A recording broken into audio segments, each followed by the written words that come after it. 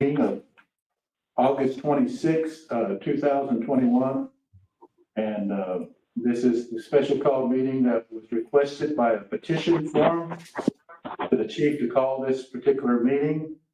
So this is the meeting that was called by petition by 17 signatures on that petition to the General Council. So at this time, we're going to call this meeting to order. I'm going to ask for the roll call. Secretary? Leota Sampson.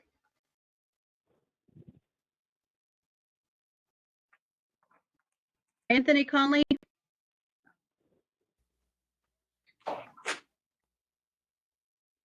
John Narkamy. Here. Rena Tiger.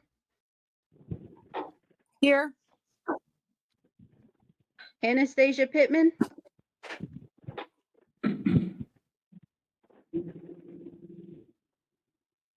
Terry Edwards. Here. Raimundo Gomez. Representative Conley. I think I got. Sounds like Representative Conley just came aboard. Continue. Okay. Raimundo Gomez.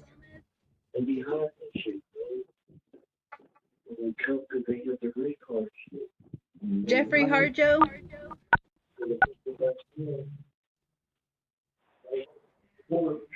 Timothy Hooper. Here. Leota Osborne Sampson. I'm sorry, Timothy, what are you? Did I hear you? Yes, I'm here. Okay. Kelly Did you hear Davis. me? Present. Kelly Davis. Okay, I got you. Anita Lena.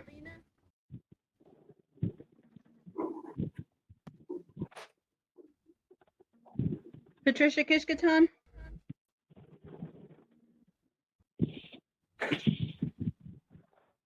Karen Fulbright. Here. Dina Tiger. Jennifer Horn. Here. Dina Yeslet. Here. Marilyn Moore.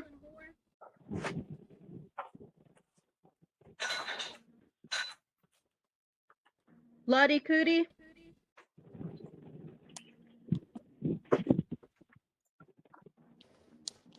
Abraham Ferrani.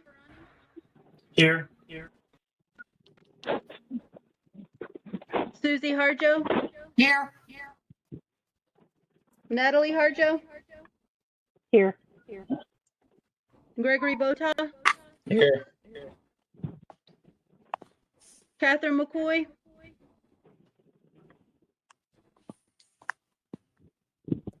Charlie Hill.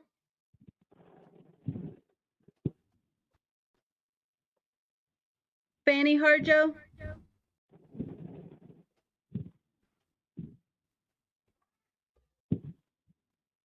Kelsey Morrell.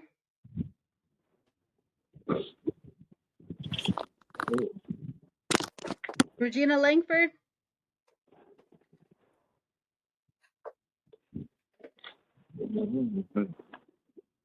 William Williams.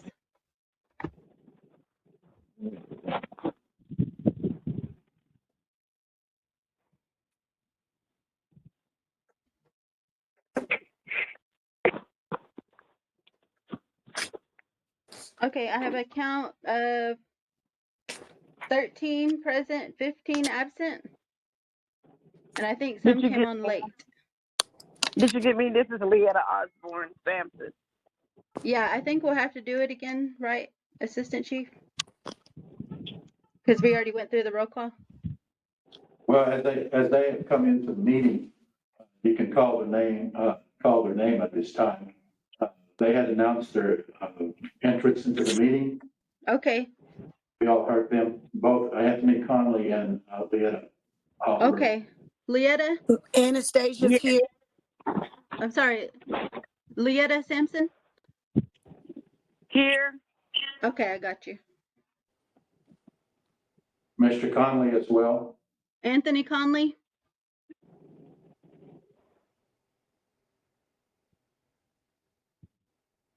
Anthony Conley?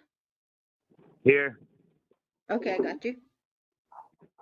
And then All right, Miss, and then Miss Pittman, Anastasia Pittman. Here.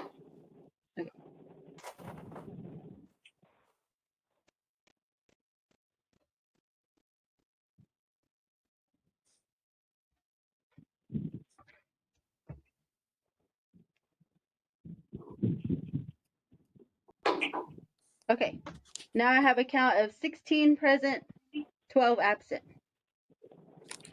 okay, with a count and a form, a roll call of 1612, we have enough for quorum, so this meeting is called to order.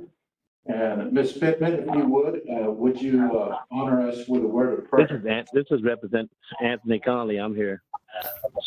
Yes, we got you. Yes, sir, we have you. Ms. Pittman, did you hear me? Yes, sir. I'm ready.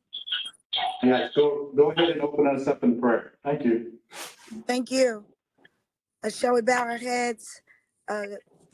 Heavenly Creator of all things, we ask that you will continue to bless the Seminole Nation and the tribe, all of the bands that are represented here today. We ask that you will give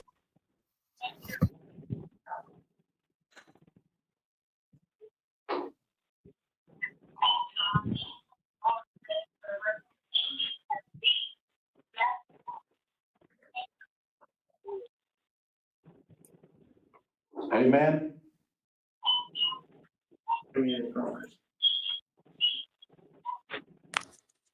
Amen. Amen. I believe everybody knows that Chief wasn't able to chair this meeting. So per the Constitution and Title 16 of the Code of Laws, and the Assistant Chief takes those duties to chair the meeting when the Chief is not present to chair. We had the readings of the minutes of the last meeting, and it's to be considered at the next regular meeting. Unfinished business will be considered at the next regular meeting as well. And there is no reports of committees at this time. So we're going into new business. But before we get into new business, it is protocol under an item called other business that even though it is on the agenda, other business normally it's not part of the agenda. But I asked the council of a matter of serious concern pertaining to a housing grant to allow other business to be addressed this evening. Is there any objection to this?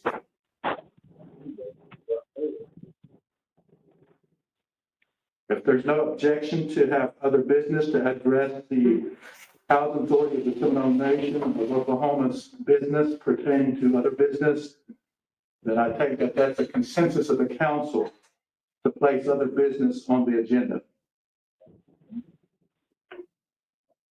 Okay, with no objections to that, we'll go back to new business. And the first item is the revision of qualifications for services. On the Housing Authority Board, there was a request for the Housing Authority attorney to comment on specifics of federal policy in reference to this board. And we have a guest who is the Housing Authority attorney, Ms. Whitney Wingardner, attorney for the Housing Authority. Whitney, are you there? I am. Okay, you have the floor at this time. You're number one on new business. I had prepared a memorandum, which I believe the General Counsel Secretary circulated to all of you, that goes into the question that was put on the agenda, which is what federal policy pertains to the qualifications for a housing authority board member. As the memo details, the only qualification that's set forth is that the board must contain at least one tenant member. That is somebody who's receiving housing services currently on the board. And that there can be no specific qualifications that apply only to that tenant board member. Other than that, there's no other federal regulation or law that details what those qualifications of a board member should be. Even when you look at state law, which since the housing authority was created under state law, it has to follow state law. The state law only, even though it has a statute that says qualifications, again, the only qualification identified is that a tenant board member must be on the board. It does speak to terms and that a housing authority board member will remain on the board until replaced. But as far as the specific question of qualifications, none are addressed. So that kind of leaves it open to the council to decide what those qualifications should be.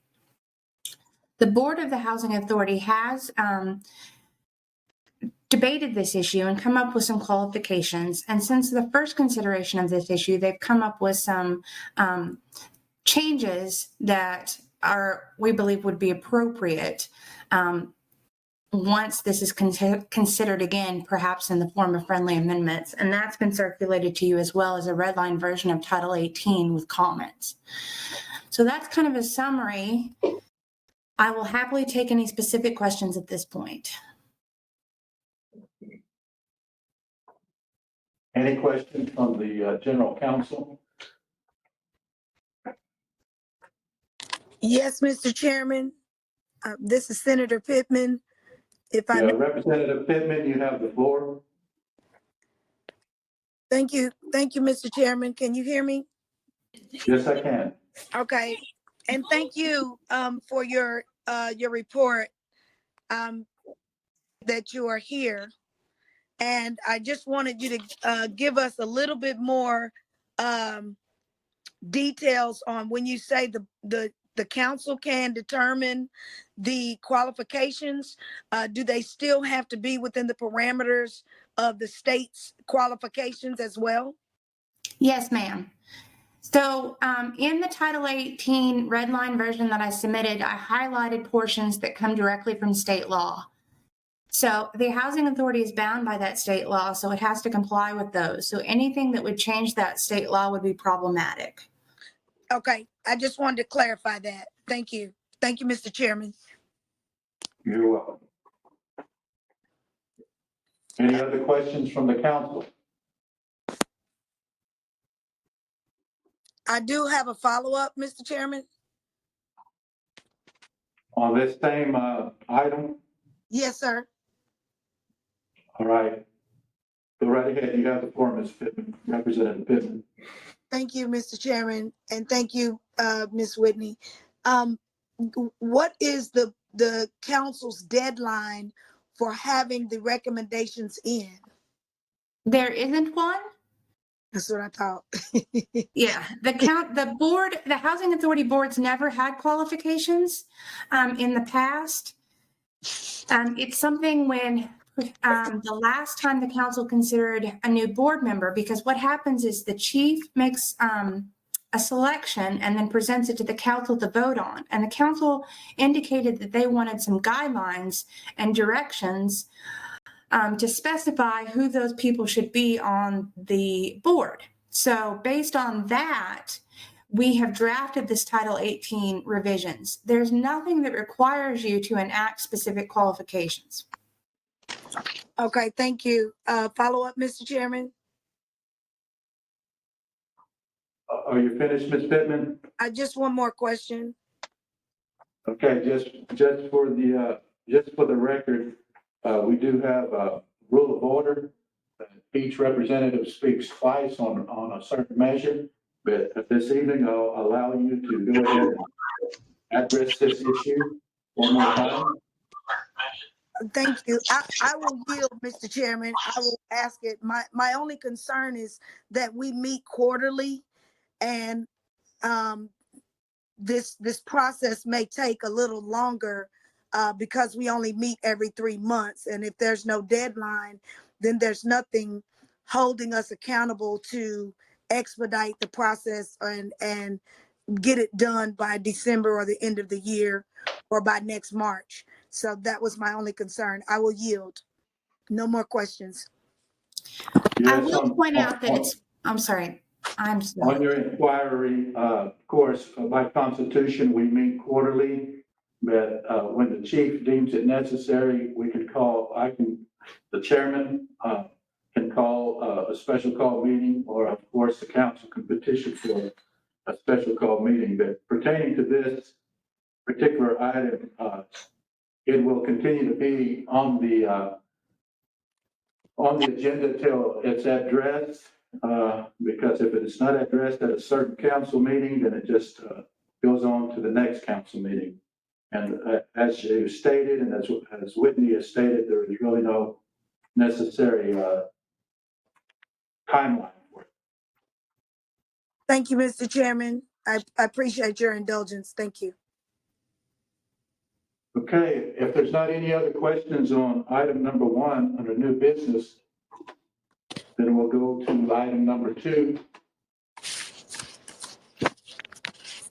Item number 2, a report of the status of the preparedness from the Finance Committee to submit the 2022 comprehensive budget in a timely manner. And I believe if you look at your council portal, you will see that the 2022 budget has been submitted so that the council can start to take a look at it, prior to a special call meeting called to address that particular item, which will most likely be about the third weekend of September, as far as I can see, as far as scheduling it out, about the third week of September. If you have any inquiries as far as the preparedness of it, Mr. Voto, do you have any comments, Representative Voto? Mainly, my big question is why wouldn't it put on the quarterly meeting? The chair has the option to put it on the quarterly meeting, and the chair of that meeting at the beginning of the meeting is of course Chief Shelco, and that's the oath of office meeting of the new officers of the Seminole Nation, both council and chief and assistant chief. Chair, this is Natalie. Yes, Representative Parjo, you have the floor. I'm sorry, I sound like a snot bubble right now. So, I was just wondering if there's any way that we can request at this. I mean, if we do and Thuwathli is not in the habit of doing verbal motions on the floor, but is there any way that we can press for this to be on the next agenda? Because first and foremost, this was a big thing for everyone, and it's always something that we want to do. And in past history, we've had the comprehensive budget submitted and presented to the General Counsel around June, so we can have it prepared. And if we have any questions, then we can prepare it, get it all taken care of before September as well. So I think at this juncture, I think that we need to press it to be on that next meeting, and it's not on the agenda. So, what's our parameters for that today? I mean, what's our next course of action? Can we make a motion to do that? And will it happen even if we do make the motion? That's what I'm wondering. So, well, the agenda for the quarterly meeting has went out as of today. With what my understanding that the council secretary has sent it out to the council, and this can be addressed specifically of an item close to being the only item on the. It will not be the only item on the special call meeting in September, but it will be given a lot of time at that special call meeting. During the quarterly meeting, there's a lot of other activities that's going on at the beginning as far as ceremony is concerned, and we want to actually have that meeting as short as possible because it's a live meeting. And one of the resolutions that did not hit did not hit the agenda, which I had hoped it would, was that the council actually, for the record, have a resolution that we continue to have meetings virtually after that September quarterly meeting. Are there any Chair? other council representatives that have comments on that? Chair, I have a follow-up to that if no one else has anything to say.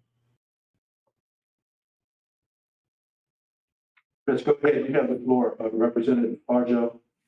So I still just think it's imperative that we deal with that because we don't want to start a new fiscal year without a comprehensive budget, at least the attempt at one. So, or we will continue to follow in the line of being behind and working on a budget that we have not approved. So I just feel like that we need to press that. Fiscal year starts October 1. Yes. And that special call meeting called in September would be suffice to address the comprehensive budget. I just want That to is be a very small proactive instead window. of reactive. I just want to be proactive instead of reactive, and we want to make sure that we have the meetings that we are scheduled to have. And, you know, for the new council and everything to come in last year or the last time when we were in, we had a full day. So, you know, I get it in the climate that we're in with the pandemic and everything, I understand, but I mean, we do have to work. And so even if it is by virtual means, then I think that we have business that needs to be attended to immediately. We've been waiting long enough for a lot of this stuff. So, and that's all I have to say. The Chief Chelco still sets the agenda for the September 4th meeting. Understood. But if I may, Yes, Representative Votal, you have the floor. it's just to add on to that is the fact that we've always considered this measure to be of the utmost importance each and every year and have continued to be under time crunches, and the fact that we have it ready and just not to be addressed to a later time, that just lessens the window for any changes between the 18th and the 30th for anything that may arise. And I think just it's as Representative Harjo has stated, this is more than imperative in the fact that, you know, this item is very much the hot topic for, I mean, even yourself to come into office, as far as, you know, what is going to be the grounds for your groundwork to platform off of. And I mean, I understand that Chief Chilcutt sets the agenda, but you also share in the responsibilities of that chair for that meeting. And I would just assume that this would be just the serious basis for which to jump from, instead of pushing it down the line. I mean, we're all called to fulfill our duties and obligations to the nation, and to just push it down the road would not be to fulfill that purpose. And that's all. Thank you for your comments, Representative Votal. Any other comments on item number 2 from the General Counsel?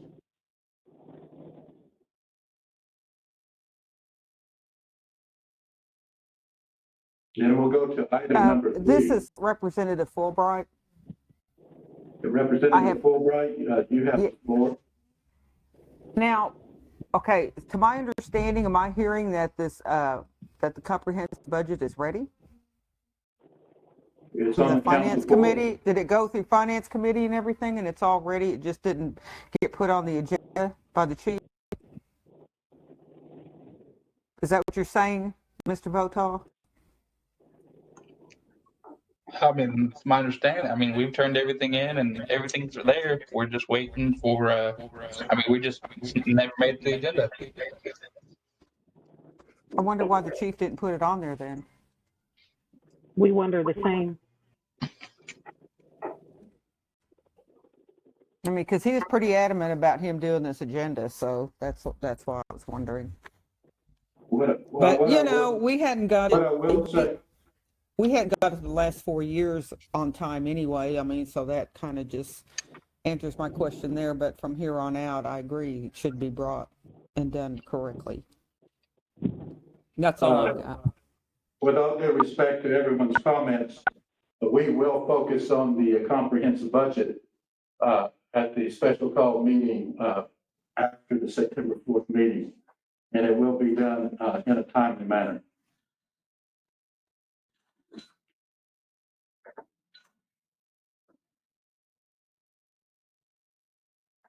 Any other comments? Chair, I have a question. Okay, we'll go to item number 3, the formulation Chair. of a plan. Chair, there was someone that was trying to have a comment, but we could barely. I have a question. This is Representative. And Ms. Representative Harjo, were you trying to make another comment? Can you not hear me? Can anybody hear me? I believe that's Cena. Yeah, I can just barely hear I can you. barely Tina. hear you. Representative Harjo, I heard you first. Leetta, Do you want to make another comment? Chair? No. Can you hear me?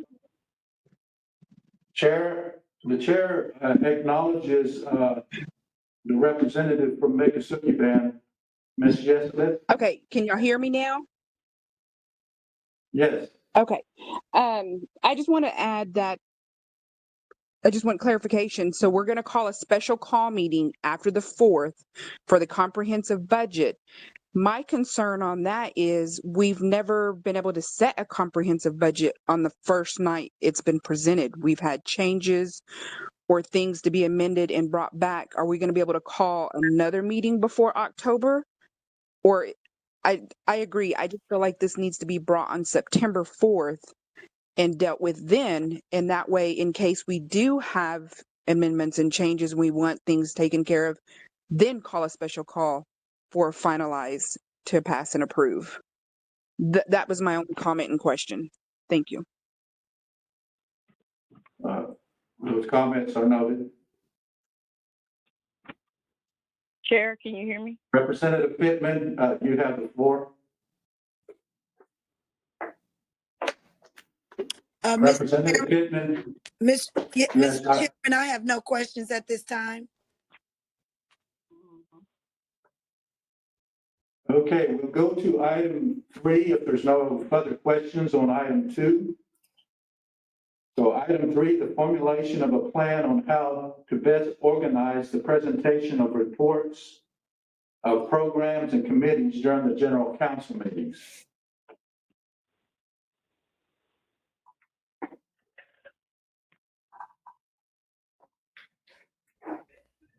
We have any comments on that? Representative Narcomi? That was just intended to, in previous times, we've had committees speak, and then we've had programs speak. And sometimes those lines get crossed, and we wind up asking questions to committees that should best be asked to programs and vice versa.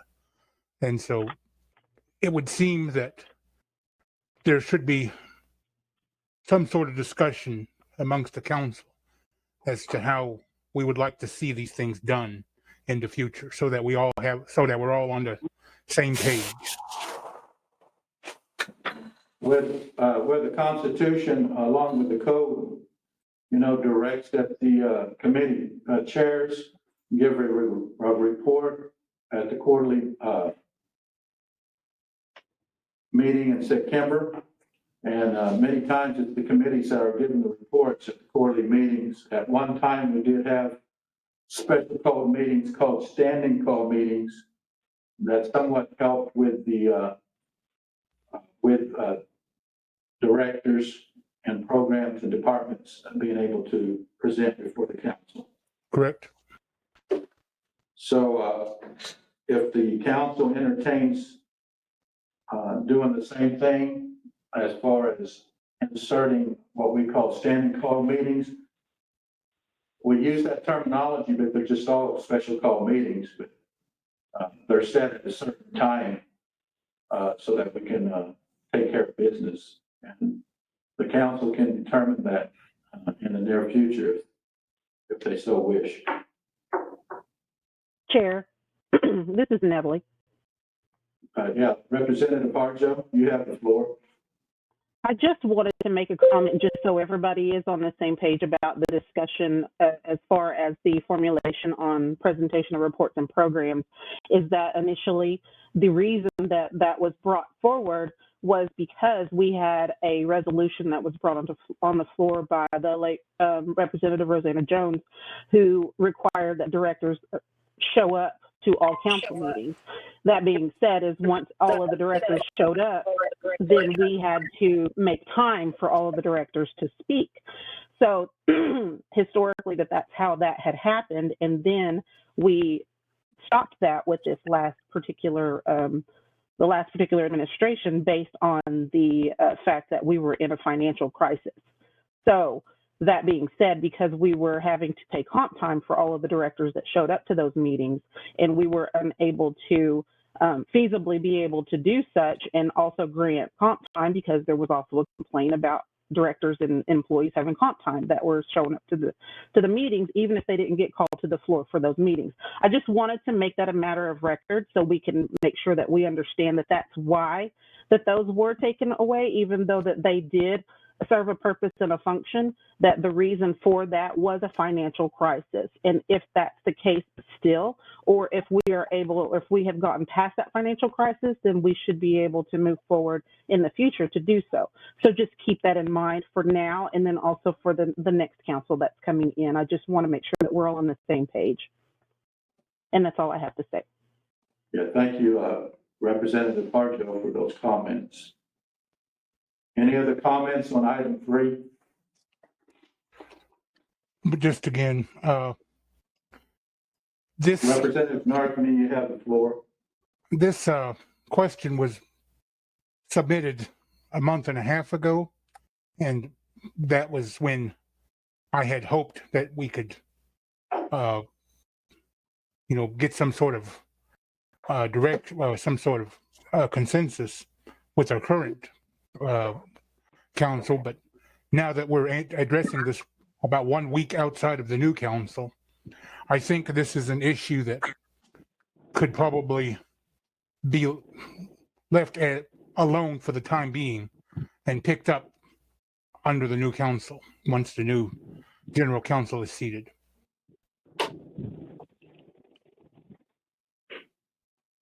For the next session of the council to address more specifically.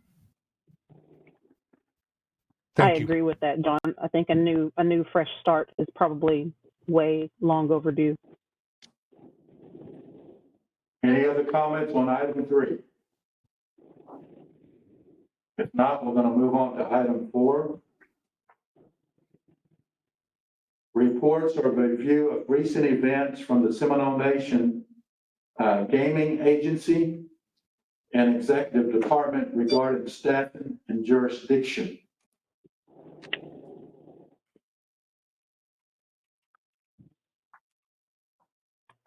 Chair, if there was someone here from the gaming agency that is able to answer some questions or give a report as to an update of what's going on with staffing particularly, I would like to entertain that to happen right now. This is Is there Rudy. some?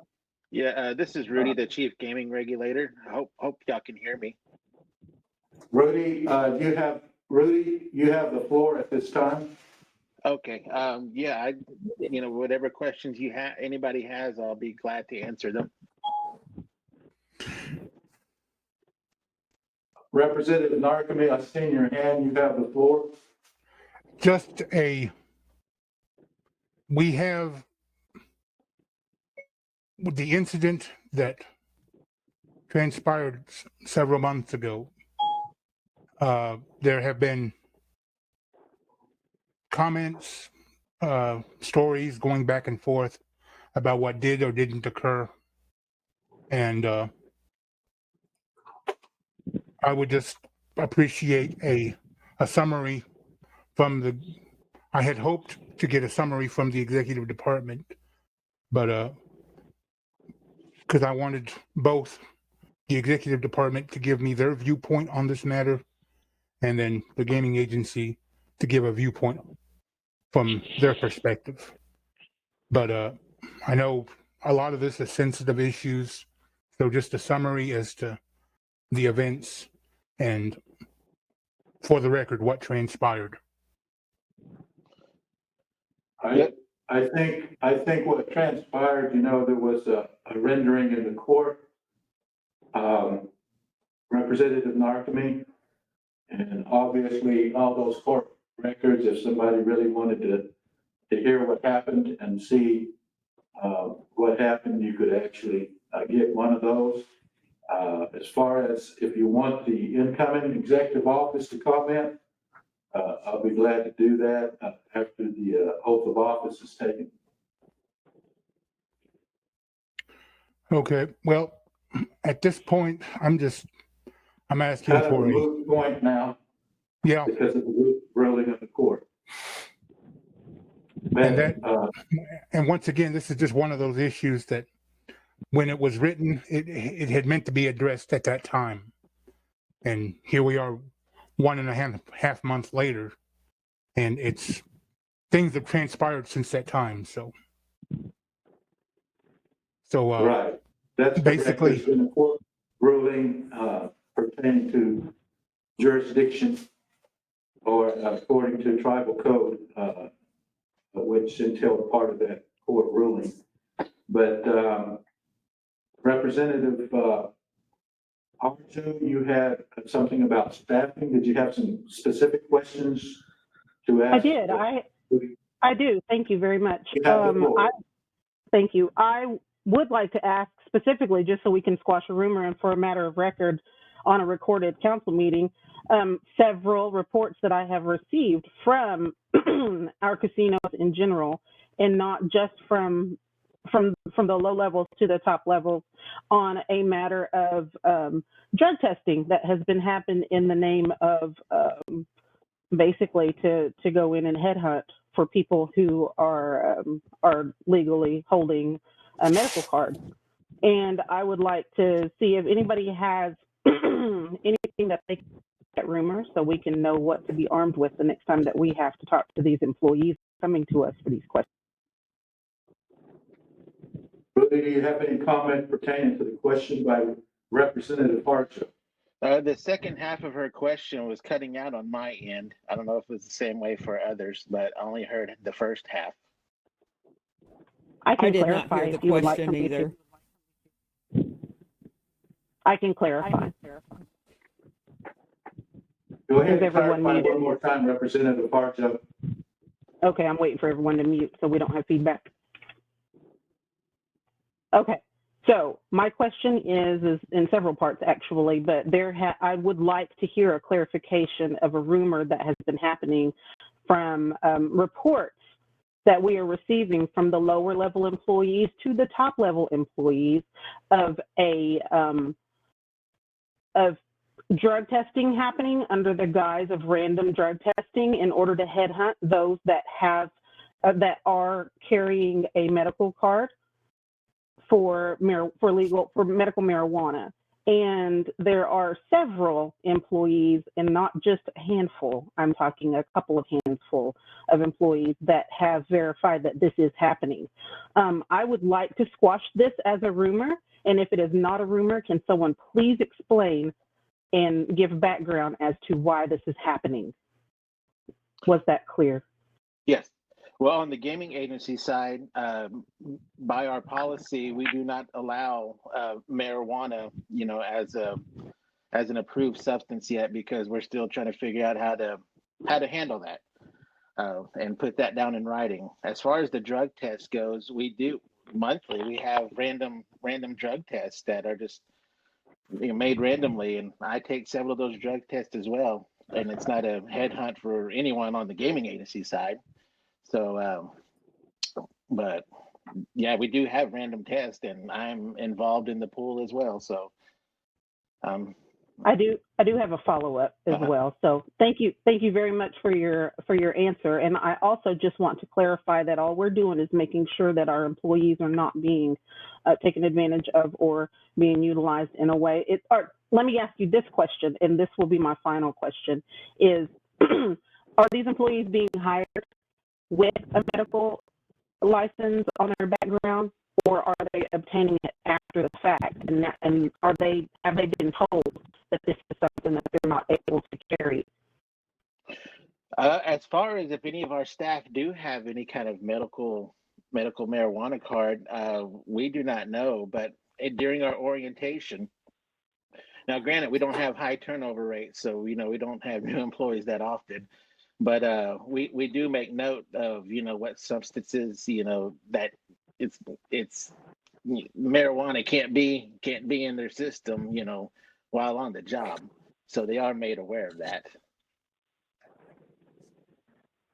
Now, there is a clarification to that statement, and that might be something that we might need to make decisions on later on as the new council comes in and rolls around to codify such a situation, because in that event, and I have been told by several of these people that even though they do not smoke during, it'd be just like drinking, I guess, that even though they don't smoke during their shift, that it would be in their system, so they're not going to be able to pass this random drug if that's the case. Now, is there anything stated in our policies that it's an immediate dismissal, or is there a STAT program? Is there anything, or is it immediate? Hey, you're out of here if you test hot. Well, if somebody tests hot, whether it be marijuana or something even more potent, there are steps that we take where they can do like drug rehab and counseling and whatnot, and it's not automatic termination on our end. Okay, I just wanted to clarify. Like I said, we have no way to answer these questions for them because we are not inside that, and most of the time it is a matter of personnel. So I'm trying to be as sensitive as I can and allow you this area right here to clarify what we've been hearing, because all we can go on is hearsay on that side. So thank you for your answers. And if we have any other questions, is it okay for me to contact you, Rudy? Yeah, you can contact, any council rep can contact me at any time, whether it be day, night, weekend.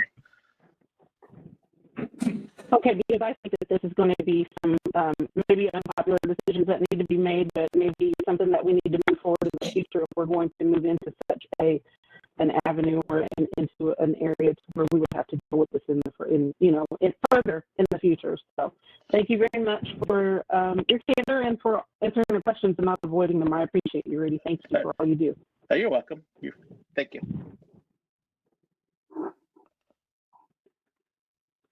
Any other questions on item 3? Or item 4, I'm sorry.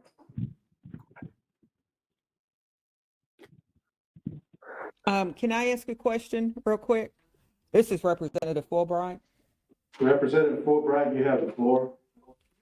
On that, on the question on staffing, there's a lot of openings at the nation right now in the administration and in gaming, everywhere. SINDOC, is any of these staffing issues affecting our the guidelines that we're to follow in, like, are we short-staffed in an area that could cause us to be for it to be an audit finding, or because we're not covered or anything? Well, for the gaming agency, so this is Rudy. That would be a no for us as far as staffing issues. Granted, we're not fully staffed yet on our admin side, but we're going to get there. But still, we still compatible with our job duties. Is Jeff on here?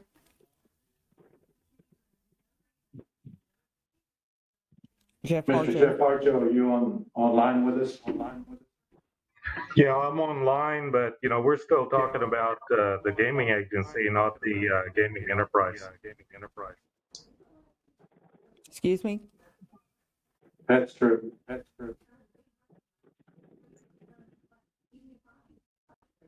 Okay, I'm not hearing anything. That's right. We're still on the subject matter of gaming agency and our executive department. Yeah, I'm through with Rudy. I was wanting to ask Jeff some questions. He's on number 5, Karen. We're still Oh, on number it's on 4. 5? Okay, okay. Are we through at 4?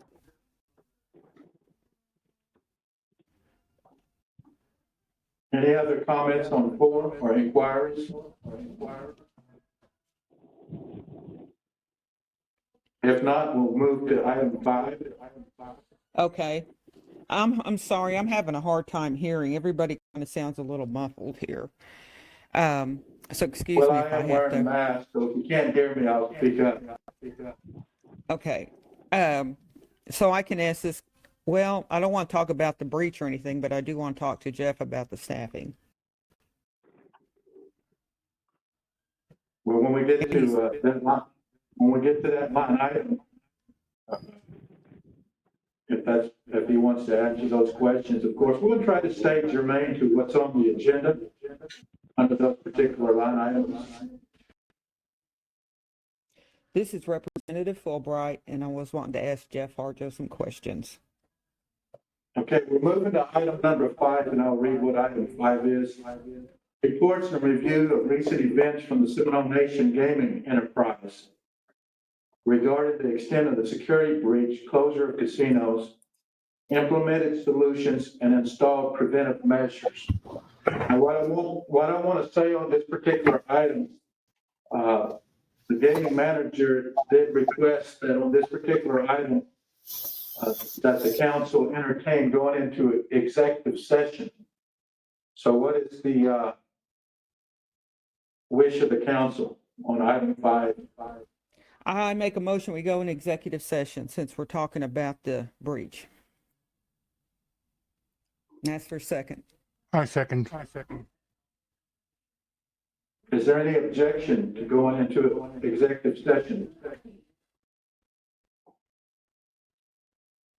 If there's no objection by any council representatives, Mr. Williams, who's doing the recording of this meeting, we are now going into executive session.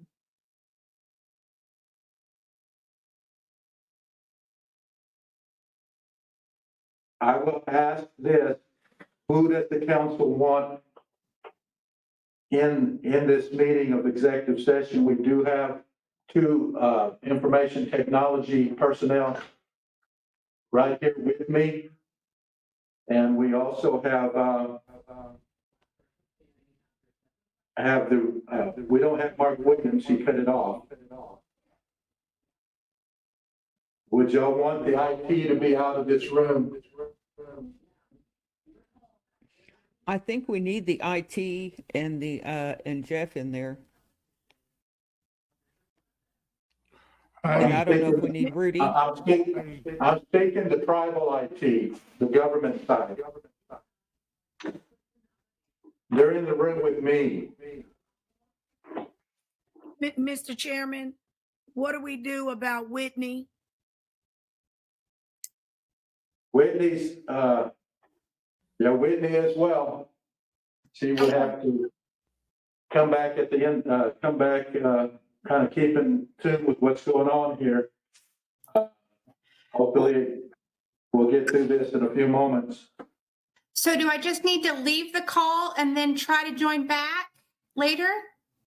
Yes, Okay, thank you. thank you. Thank you, Mr. Chairman.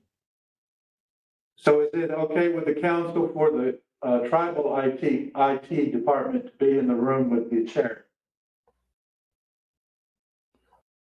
To what purpose do they serve? They help keep this meeting going. Well, as long as we can see each other and talk to each other, we should be fine. If for some reason we have technical issues, we can always retrieve them from the hallway. Okay. If there's no objection to that, if we have issues, then I'll retrieve them from just outside of this room. Chairman, this is Valentina. On my end, it's still showing that it's recording. Is it actually recording? Because we're supposed to be off the record once we get into executive session. Yes, we are still recording. Okay, we'll pause the recording until we come out of executive. recording again. We're back to item number 6. Reports and reviews of all usages and expenditures made from previous federal allotments that were provided as a result of current COVID-19 pandemic to reinforce the well-being of the nation's infrastructure and its people. And for you that received the report from the Finance Committee Chairman, that was sent out a few days back. Are there any questions to the chairman who sent the report out?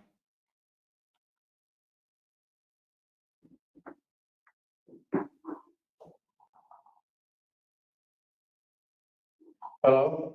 No, No questions? I think the report is long overdue, but I appreciate receiving it. Okay. Thank you for your comment, Representative Narcomi.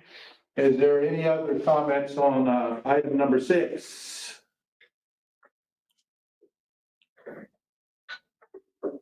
If there's no other comments on item 6, we'll move on to item 7. Creating a plan of action on the most beneficial steps for the nation to take in approaching the possible uses for the funds received from the American Rescue Plan Act. This would include discussing what are the priorities and responsibilities of the nation, as well as establishing a method for public input and consultation.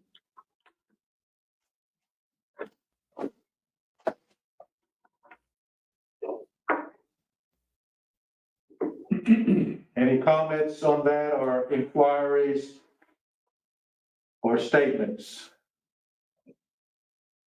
I have one. This is Representative Natalie. Representative Harjo, you have the floor. This this particular discussion will happen in the very near future if it has not already happened. What is your plan in the future for addressing this situation in the plan of action? What is your plan?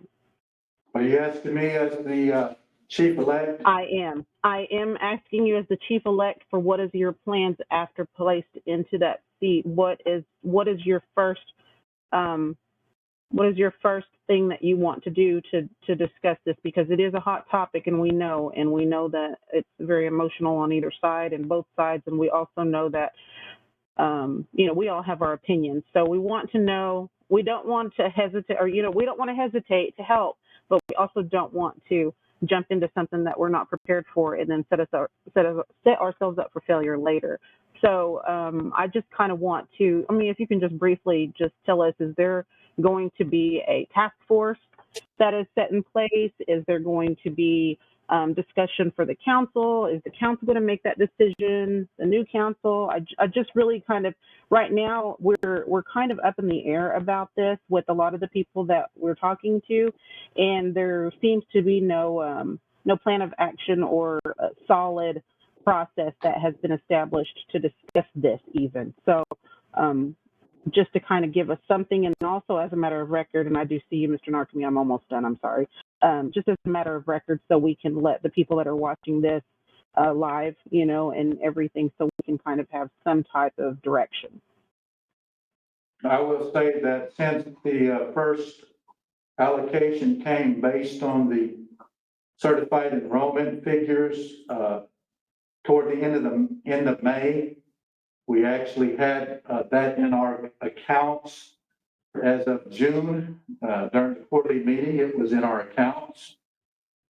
We just received in the last 2 weeks the second allocation, which is based on the employees as we had in the year of 2019. That was just over $7 million. The first allocation was 88.4. And as you know, as the Walkley Band, that your band chief is the chairman of the band chiefs. They have been meeting since that time, having different types of discussion. The band chiefs were asked to send in comments from their bands, suggestions from their bands, prioritizes from their bands, and some bands did send things in, some did not. So a plan, and obviously, I believe there's two subject matters that can be done before an overall plan actually, which will take time to put together. I think there's two areas that we know that is of serious concern to our tribal membership. We have seen around us many of the tribal nations already move forward in this particular area. It's a part of the American Rescue Plan Act known as COVID Financial Impact Assistance pertaining to households. So as the chief-elect, I would suggest that the council take that up and decide what we are going to do as far as COVID impact financial assistance.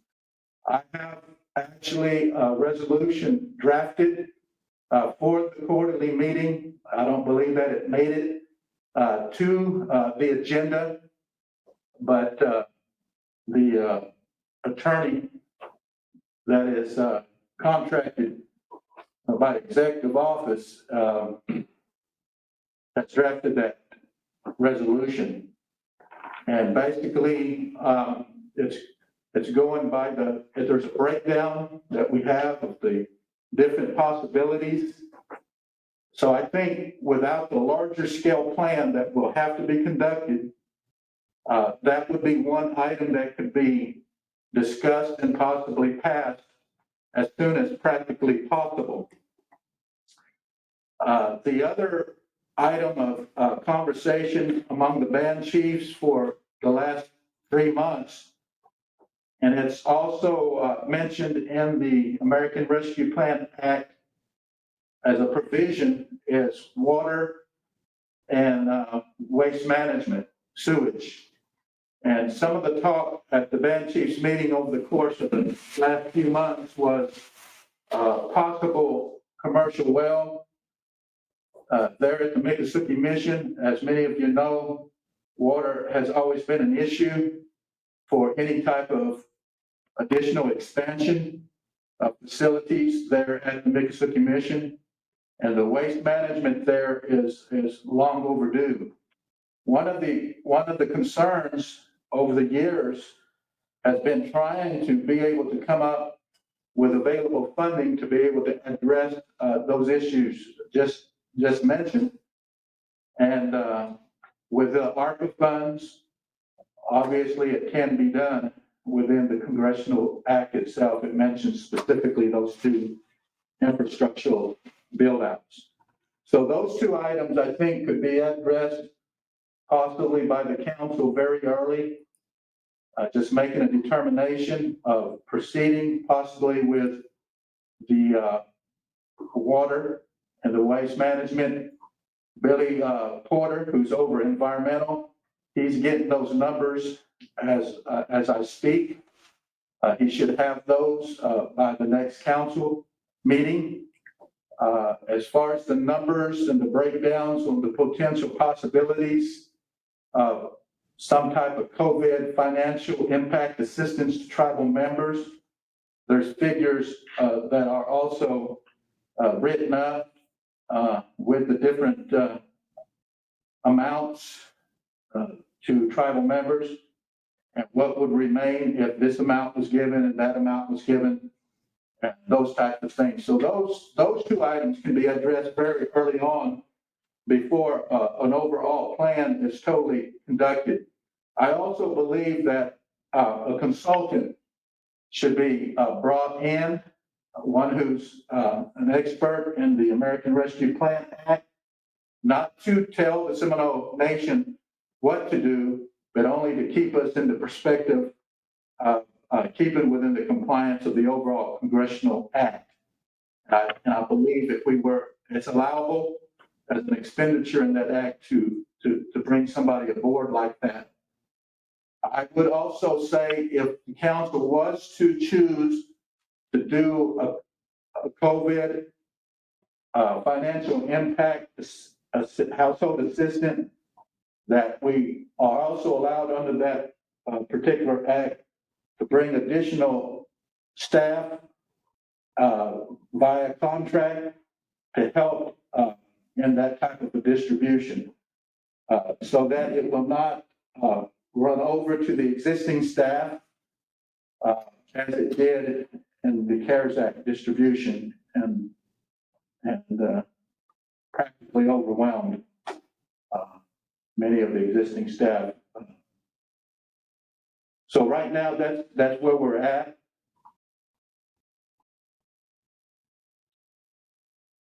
Any questions, comments? I do not. Thank you for making it a matter of record. Yes, and there's a resolution ready to go for the council, but it did not make it on the September 4th agenda. I do just want to follow up and final. I'm sorry, Mr. Narkemy, go ahead. Go ahead. I just wanted to finalize and just as a matter of record, make a statement that just going into the new administration and going into a new session for council, and new people are taking their spots and things like that, is to make sure that we work together and keep the entire council apprised of the situation. And if there's anything that needs to come to the council, then hopefully going forward, we know that we can all act accordingly and professionally and move towards the better decision for the nation, not just for the better of the one. So I appreciate it. Thank you. And I will yield the floor to Mr. Narkemy. With that comment being made, I just want to be clear that the chair, in the capacity of the Assistant Chief of the Seminole Nation, has always believed that the need is now, and that we should show the compassion and the consideration that other nations have done for their citizens and their members. And I believe that all along, since months and months ago. And I would have hoped that the council would have already acted upon these measures, but we will have the opportunity to do so. Mr. Narkemy, you have the floor. Okay. I sent an email out to all my fellow council members and to the executive office and to the general counsel secretary. What it is a proposed idea as to how we would organize this. The basic idea is to, and here's one of those sayings that you pick up along the way: we need to make a plan to make a plan. And this is, I mean, it can be retooled, it can be, but that's why I presented it. It's something for us to go off of. We form a panel, and along the lines of what the chair was talking about, we have them become better acquainted with the American Rescue Plan Act, and at the same time, we formalize this to solicit opinions, ideas from programs, individual members, bands in general, and then compile that information, and then from that we decide what are the nation's priorities, where do we go from there. And I admit it is a little time consuming, but we want to make sure we do this right. Not only do we have to be sensitive to the members of our nation, we have to make sure that we don't do this as has been done in the past, that we make snap decisions and then we live to regret them at a later point. We want to make sure that what we're doing here, we're sure that we want to go down these paths. That's why I sent that email out. It's just a proposal for us to start along that path of making a plan as to how best to proceed here. Any thoughts on that?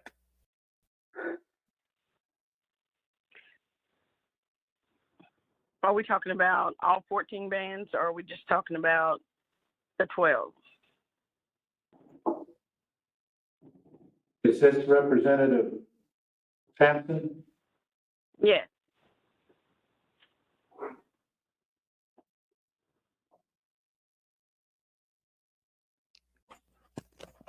You're asking me about would this Are you propose- counting all 14 bands, or are you just counting the 12? I will say this, is that there was two components that was utilized for the formula for the American Rescue Plan Act numbers that went to each Native nation. And one of the formulas was the certified enrollment figures and numbers. And the other was the amount of employees as of 2019 within the Seminole Nation. There was also one other denominator and component, and that was the equal of amount of a total of 1 billion that was every tribe and federal mission band, recognized tribe and mission band was given an equal part of that 1 billion. So our shares came just to a little bit over 88.4 million, and then a little bit over $7 million in the area of the employees as of 2019. So together, that's close to $95 million. Within the numbers used for enrollment, it appears that only 12 bands were included in those numbers used for certified enrollment figures.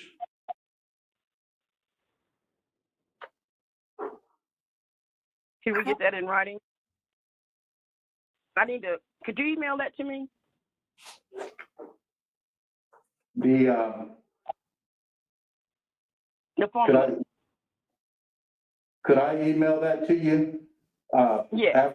After September 4th, I may be able to. Right now, that's within the scope of the setting principal chief of the Seminole Nation.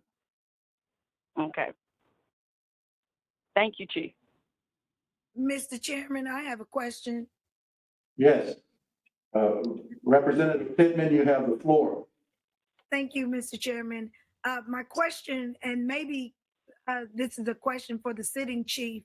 The CARES Act funding was distributed by region. So I'm not understanding the two separate formulas. When the CARES Act funding is distributed by region, it includes every enrolled member that is in the region. So if there's a formula that was distributed to the Seminole Nation that did not include the 2,600 members of the Freedmen bands, then I'm not familiar with that formula. And so my question would be, who submits the certified enrollment? Because the funding that tribes receive was supposed to go to members who lived in the reservation, the counties, and outside of the tribal counties, and that the jurisdiction of the tribe those funds can be distributed to both native and non-native members if the tribe so chooses. Are you familiar with that? The former conversation that I had with Ms. Sampson only pertained to the American Rescue Plan Act. You're speaking of the CARES Act, which are two separate acts of Congress. The CARES Act is very close to being expended. There will be some reimbursements that's coming from from some of the program activities through what we call the hazard pay, where those particular programs or departments also receive funds through the CARES Act, and then we pay that hazard pay and getting a reverse from it. So the figures that will be coming from that, to my knowledge right now, talking with the treasurer, is it's going to be just over $300,000 left in CARES money and funds, with about an encumbered amount of about $100 and some odd thousand within that fund. As we all know, those funds did not come to the tribal council in a budget type format. Much of it was because there was deadlines originally, and then that was extended until the end of this year for the CARES Act funds. So, but under tribal law in Title 14, we all know what the law says within our finance code as far as budgets are concerned. But the ARC funds will be handled according to the governing body, and how those budgets will be comprised of, and any expenditures that comes through the Office of the Treasury will be with an appropriation and resolution by the tribal council. Follow up, Mr. Chairman? Yes. Is the American Rescue Plan under the same guidelines of disbursement? American Rescue Plan Act, there's no requirement for disbursement, but it's allowed a disbursement for what they call COVID financial impact assistance to households. So it covers a lot of different areas within that. What I was sharing with Ms. Sampson is that the number that you gave, the 2,600 from the two bands, were not part of that calculation when we received the total amount of funds for the American Rescue Plan Act. Thank you.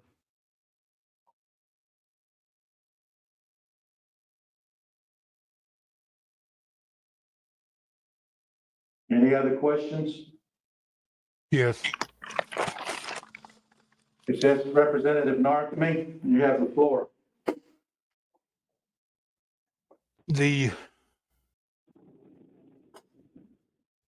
And this is just, it's what's on everybody's mind. I basically, at the past band meetings I've had, when I get stopped when I go to the clinic, I get stopped when I go to the grocery store, I get stopped when I'm walking down the sidewalk. Same question. Will there be a distribution to the public, and how much are we thinking? So before we even approach that question, we have the budget officer here with us. Would you care to expound, Larry, about what all goes into, what would be our steps to even considering making a distribution to the members of the Seminole Nation? Yes, can you hear me? Yes. Okay. Uh, uh, of course, the first thing is basically the questions that the tribal members have been asking: how much and when. There are a couple of things to keep in mind that is of extreme importance. One is that it's not a distribution such as a per cap distribution that took place back in 15, where the funds were distributed to the enrolled members or the members, and uh, to qualify or under the ARP, uh, the uh, the individuals would have to apply, and the application would have to show that uh, uh, the funds they are requesting are related to uh, the COVID pandemic, uh, whether it be economic assistance in the form of just household assistance for groceries, uh, utilities, whatever it might be. There'd have to be an application. With that being said, though, you still go back to the question of how much and when. And that once that's been decided, the methodology of actually making the distribution could be implemented. There are companies that we already know about and have been in contact with that do this online, where the applications are online.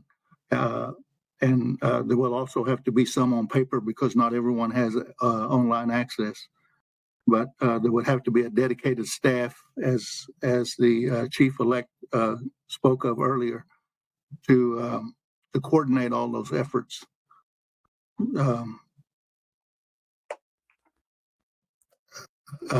So those are all things that would have to be taken into consideration. But ultimately, it comes down to how much and when, just the questions that they're asking. And as the chief-elect also said, there has been some figures been presented. It's just a matter of how that decision is going to be made.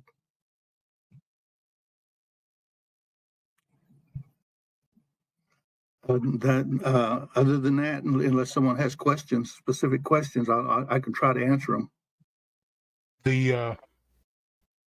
I would just my question was just to get you to comment on the process after we do our part, and as you said, determine how much and when. But thank you for your input, and I suppose that puts the ball back in the court of my general counsel here. If I may add one more thing that I think is important, is that based on the plan that that you provided, there actually is two parts to this. One is being the household distribution, what I just spoke about, and then the other part has to deal with projects such as the chief-elect spoke about, and they're actually two separate components of the American Rescue Plan. So the household assistance could be one part, and that could be done as soon as possible. The projects, the major projects, with whatever money doesn't go to the household assistance, those major projects could be funded according to something similar to the plan that that was been presented, where there are priorities established and then the funding distributed based on those priorities. Yes, that was the general idea that I believe we all came up with, that we need to establish what are the most important projects of the Seminole Nation, such as, right off the top of my head, we had the water project at the mission had been mentioned. I also believe that there are homes that fall outside of the jurisdiction of the housing authority that could use assistance from the nation. There are there's a lot of that would require, upgrades to be safe and sanitary. There are some projects that I believe the nation could undertake, and I think a lot of good could be done with the money that we received. But the whole idea of this plan was for all of us to come together, put out our ideas, and decide what we would like to see occur with this money, and the panel would be able to, I guess, relate to us what is and is not allowable, and once it is allowable, how would we get it done, and leave that to the discuss, and then discuss it amongst the council, bring it to the bands, and like I said, I know it's a process, but that's doing it right, and that's doing it fair. So thank you, Mr. Factor, for your input on this. You're welcome. Representative Nardman, I still stand that the two areas that I discussed could be something that the council could possibly move on as soon as practically possible. And the overall extended plan, which will take some time to continue to develop, can be done. So I want people thinking along those lines. You mentioned about Seminoles at large that live outside of the service area within the exterior boundaries of the local Seminole reservation. I would suggest that people look on the Housing Authority's website, because as I said earlier, there are certain departments and programs that also have received additional funds, both in CARES and especially in CARES, and then possibly additional funds in ARPA as well, for ATG especially. But the thing of it is that there are some programs that's available. Look online, get familiar with that. If there's needs outside of the jurisdiction, I'm sure housing is online with us. If they wanted to speak on that matter, they're absolutely free to do so if they choose to. On the issue of boundaries, the COVID funds has no jurisdictional boundaries like what we would call federal grants or contracts that are normally within the service area of that particular tribal nation. So it can be programs developed that extend outside of the present service area of the Seminole Nation as well. Does that clear up that particular? Yes. But all that being said, there's really only one issue on the minds of the people who are watching this now, and we'll hear about this later on, whether it be by word of mouth, whether it be by telephone, whether it be online. There's really only one issue that the people are concerned about at this time. It's on their mind. And I think we'd be remiss if we didn't put the Chief, question out. the chair, as I stated earlier, has had a resolution drafted. It's not on the agenda for the 4th. It's drafted. If tribal council wanted to bring it on other business, that's definitely under the authority of the council to do so, if that's what the council chooses to do. But definitely Chief-elect Johnson will bring it to you as a governing body, how come to that decision, whatever that decision may be. So Well, I know the need is now. Yes. That's a common phrase that I use, and I know it's there. So that being said, I'm open to other comments here. Mr. Narkome. Yes. I was looking over your plan here, and I think it would be better instead of a panel to be labeled a task force, as task force are covered within our code of laws. Fair enough. I can agree to that. I mean, it's right now. What was presented is just a draft. I mean, we can touch it up as we need to, but it was just something to get us started. Correct. Just something just a minor tweak if we're gonna jump from this draft to another. Protein drinks over here. Okay. Get them done tomorrow, or Yeah, I'll get them out. Hello, This is this Representative Vincent. yes. I just would like to note and let John know. Have the floor. I would just like it noted that my band had requested that if we set an amount, it'd be across the board for everybody, and that it would be in check form because somebody had issues and problems with the cards.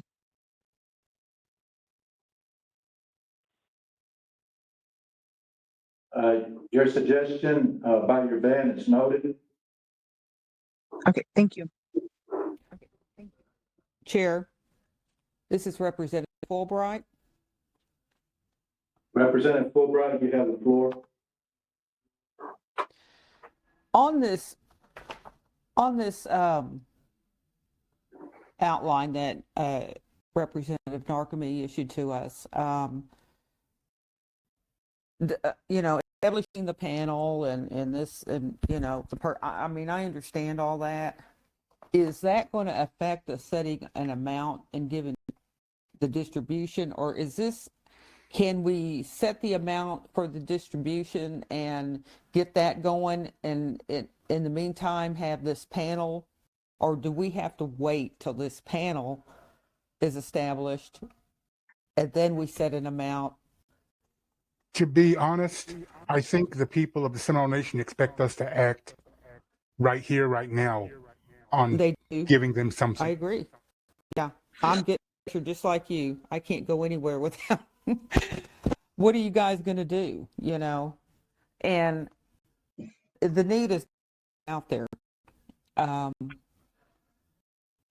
We had talked. I know Representative Sena said that her band wants it to go straight across. We've had some of our tribal members to think of the elders, and give them more, and versus certain ages, like a 3-tier.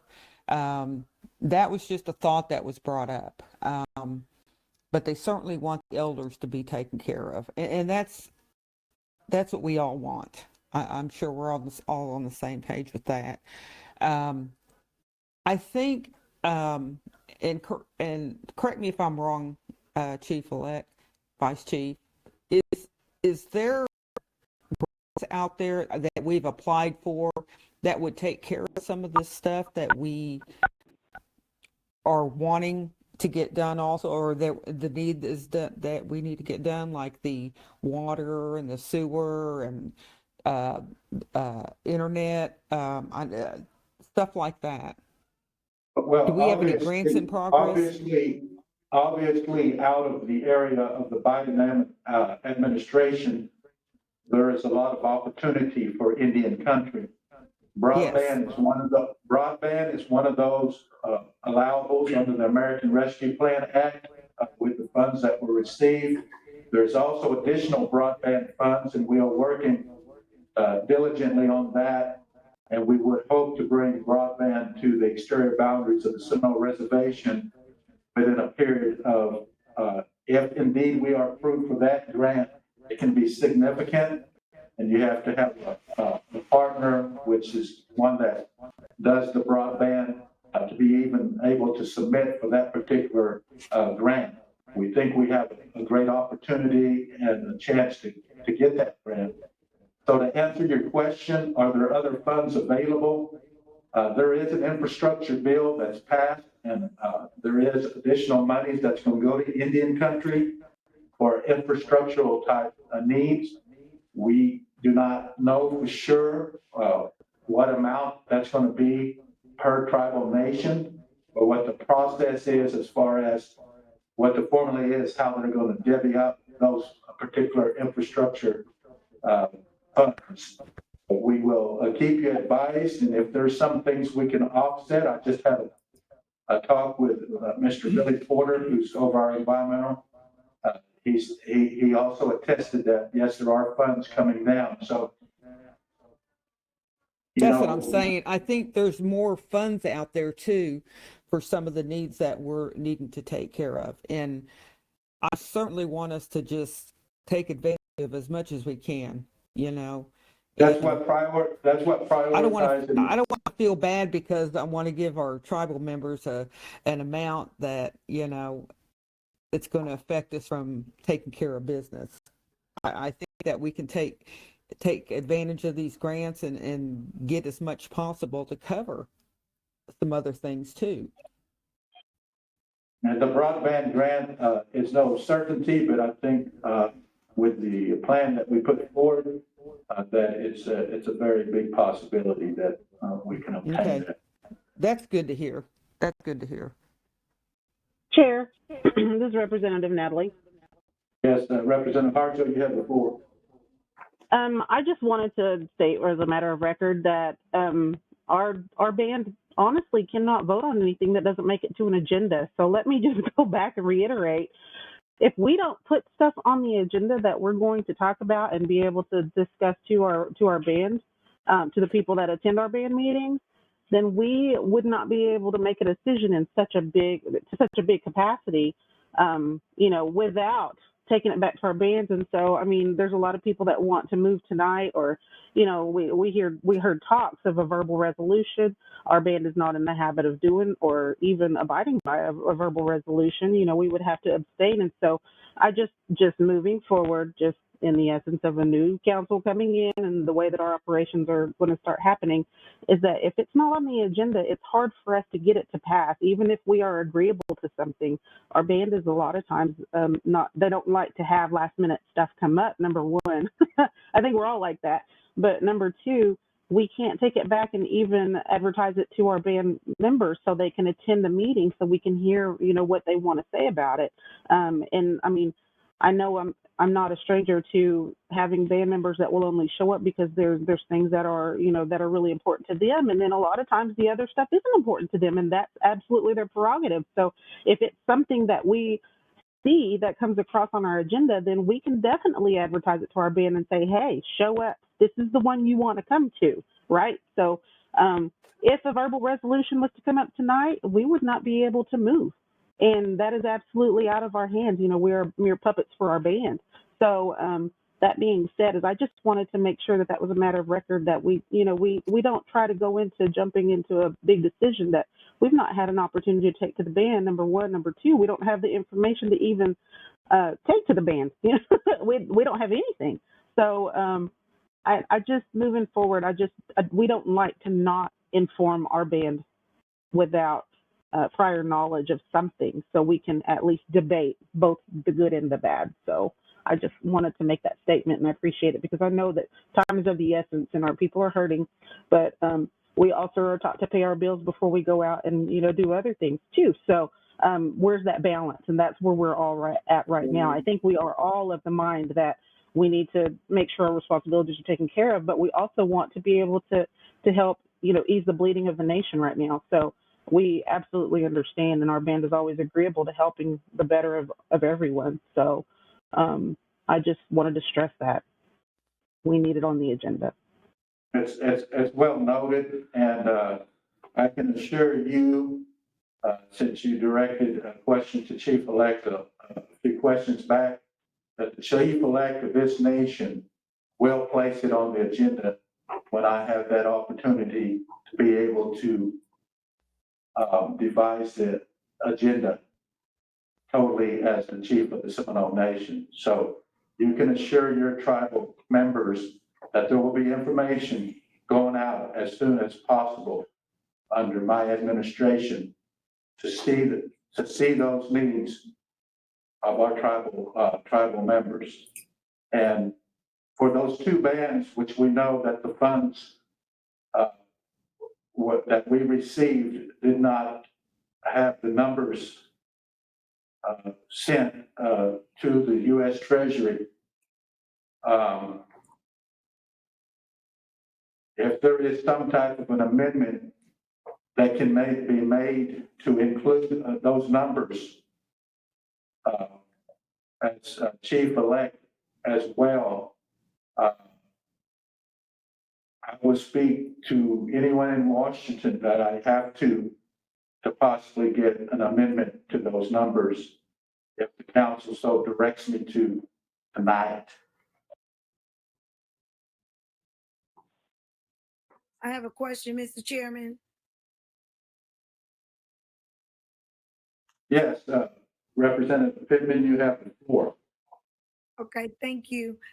With that, with the last statement that you said, just made, that said, if the council so directs you, that you would be happy to speak to an amendment that would include the 2,600 members in the two Freedmen bands. Would that would have to become an agenda item as well? Are you saying that you would be willing to place that on the agenda? Because I don't think we can submit that.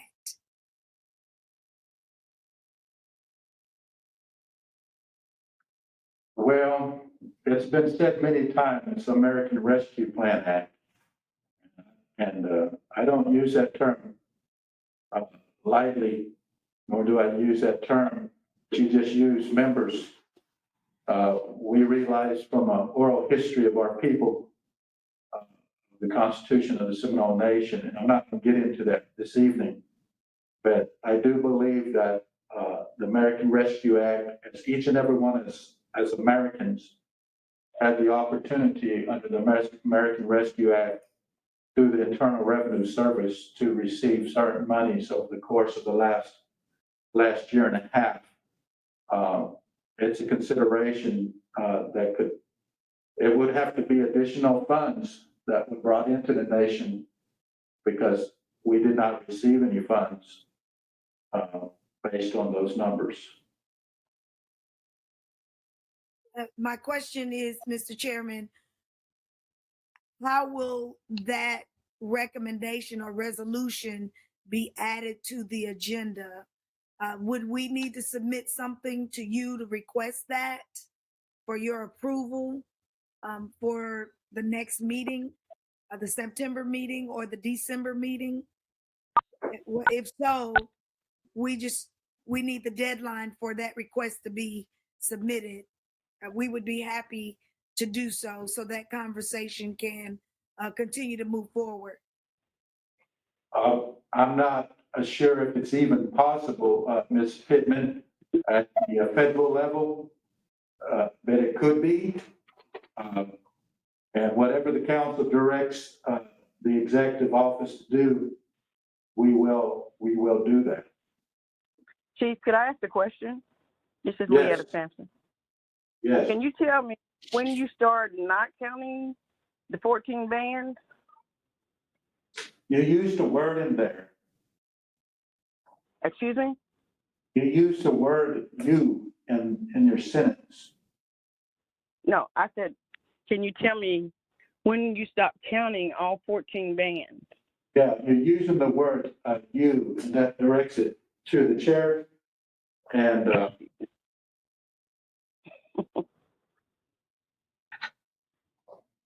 and I think everybody realizes, that when we do certified enrollments, that comes to the office of the chief.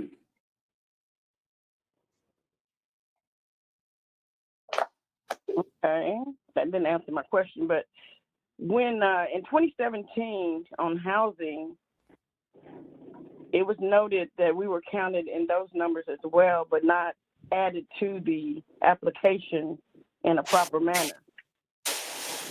So I'm trying to figure out, when did this happen where you're only counting 12?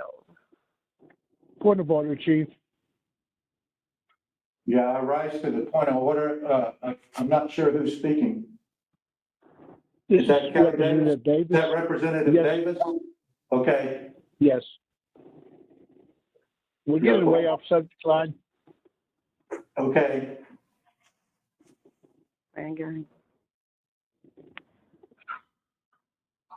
Any other questions pertaining, that's germane to that last item before we go into other business? Just that I can understand the, my band to, we would like to have information in front of us. I was just simply making the statement that it's out there, and I understand that we want to take our time, that we want to make certain on this, but it can. I go back to my original statement. We have to make sure we do this right, and to that extent, I will concur with Representative Harjo that it probably, in the end, no matter what we discuss, it does have to go back to the bands first. But it is a matter of fact that it is on everybody's mind, and they would like it addressed. If not now, as soon as possible. Thank you for your comment, Representative Narkany. And I assure you, when I'm able to formulate the agenda, it will be before the General Council of the Seminole Nation. Mr. Thank Chairman, you.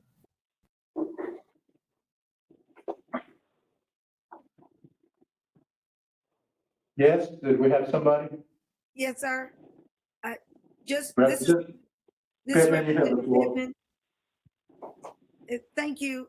Just for clarification purposes, and maybe the secretary can answer that question for me.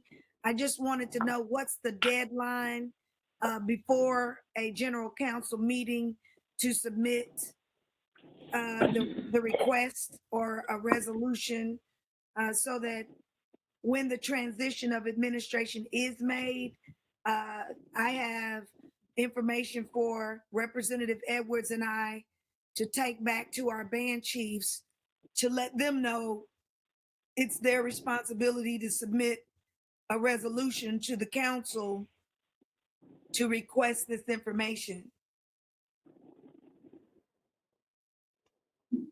For the September 4th meeting, that was today. Okay, so are we anticipating a December quarterly council meeting, or will it roll over to? Representative Pittman, we will have several council meetings through September and October. There is much to be taken care of within the Seminole Nation. Thank you. Chair. Representative Davis? Yes. Yes, you have the I just you wanted, have the floor. I just wanted to make the comment and get on record that on the commercial well proposal or idea, that under Chief Harjo, Leonard Harjo's administration, a test well was dug at the mission. And if I remember right, that the radiation levels were beyond the maximum allowable limits for safe drinking water. That's something that that needs to be considered when that information is pretty vital, considering when the water well proposal, if it does go through. I just wanted to be on record that that information is available through the archives. Representative Davis, I am very much aware of the subject matter you're speaking of. What we did at that time, when the Bureau of Indian Affairs paid for that test well, or gave it or allowed us to have funds to conduct that test well several years ago, as they went deeper, then we became safe, and that's in the data as well. And Mr. Porter can provide that. So as far as going a safe distance down to be able to have safe water that's potable and usable for drinking, it is there. We are over one of the largest aquifers, as you know, Mr. Davis, in the Midwest.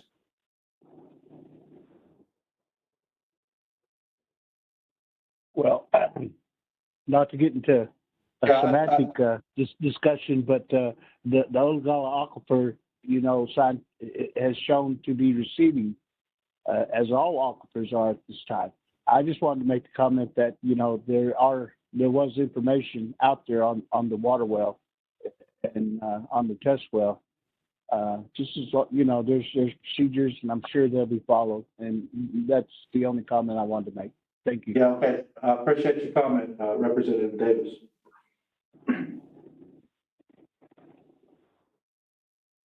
Any others? Okay, if there's no more questions on this item, then we're going to move on to other business. We have Tribal Resolution 2021-23, Representative Yeslip. Okay, yes. Can you hear me?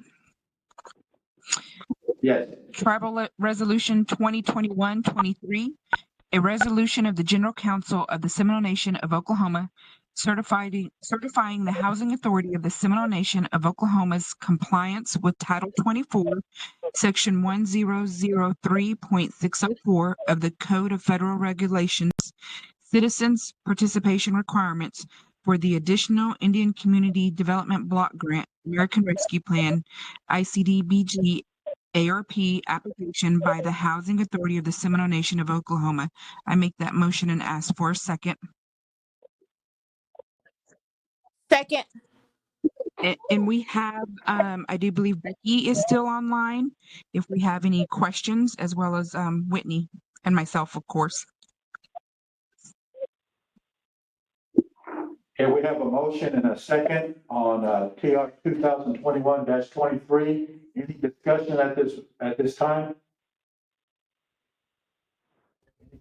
Any questions for either the staff or the attorney of for the Housing Authority of the Seminole Nation? I call for question. Steve, I have a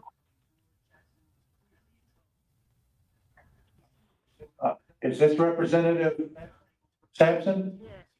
yeah. Representative Sampson, you have the floor. Okay, you say Title 24, Section. Oh goodness, I gotta give it glasses. Sorry about that. Okay. It says the regulations of citizens, participants, and requirements. May I ask exactly what that is entitled? To the attorney. Yeah, I was going to say Whitney.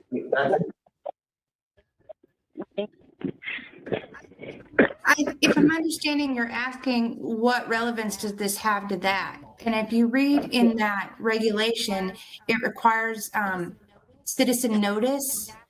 And that's what this is about, is that we have published that notice and had meetings to fulfill that requirement in that regulation for citizen participation.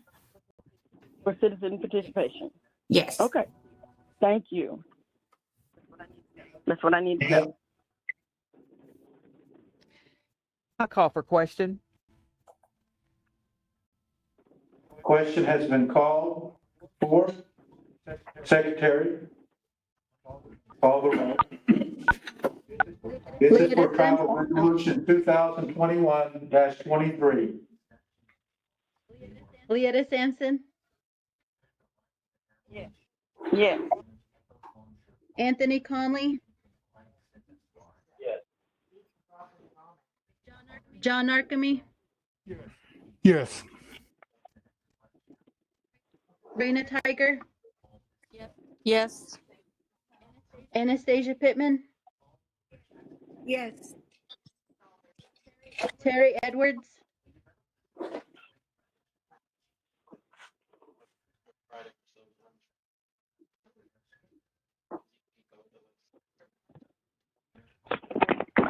Yes. okay, got you. Raimundo Gomez, Timothy Hooper, Yes. Kelly Davis, Yes. Anita Lena, Patricia Kishkatron, Karen Fulbright, Yes. Dina Tiger, Yes. Jennifer Horn, Yes. Tina Yesla, Yes. Marilyn Moore, Lottie Cootie,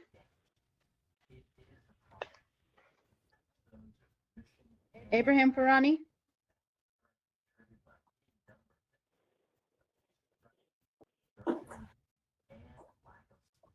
Susie Harjo, Yes. Natalie Harjo, Abstain. Gregory Botow, Abstain. Catherine McCoy, Charlie Hill, Fanny Harjo,